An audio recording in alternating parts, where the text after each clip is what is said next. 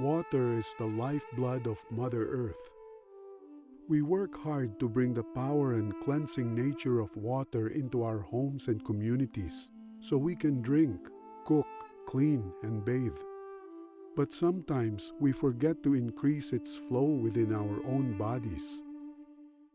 To embrace life, we need to nourish and cleanse our bodies with 6 to 8 glasses a day. But too often, we fall short of this. Sometimes we even drink sugary drinks and soda in place of water.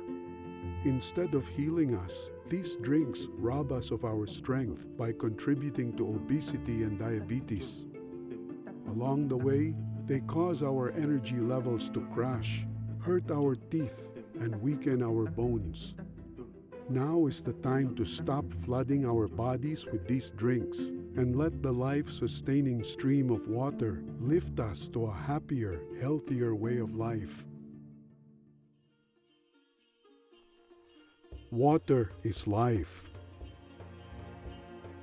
As we grow and develop, that water protects us. And when it's time for us to be born, that water breaks and cleanses the way, and we come out into the world. And from that time on, we need that clean water to survive. So it's really important that we keep that water clean for the next 7 generations to come. Water is life. You know, we've always had a very special connection to water as Indigenous people. And, you know, we've revered water and we've tried to keep it clean, and we've always valued, you know, the provision of clean water to our community members.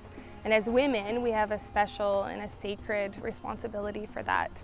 And I think as we return, you know, to those values and those teachings, naturally we're going to be able to receive the clean water and cleanse our bodies in the way that will help to prevent diabetes.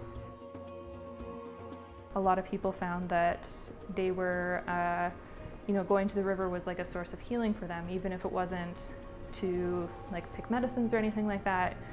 Even just being by the water, being in the water or around it, you know, is something that can be incredibly healing. Understanding that like different elements of water can kind of help, and it's not necessarily just drinking water.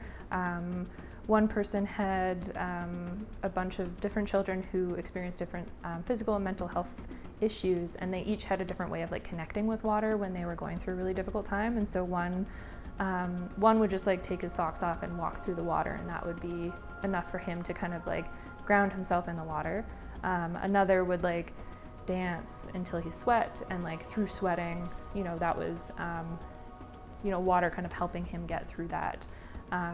So stuff like that, or crying was another one. And like those are things that you don't necessarily appreciate from the outside, but once you kind of acknowledge that and remind yourself like, oh, that's water, my body is made of water, and you kind of understand that relationship, I think that was one of the spiritual elements that is a really important element to kind of think about in terms of building programs and community work around those sorts of things as well.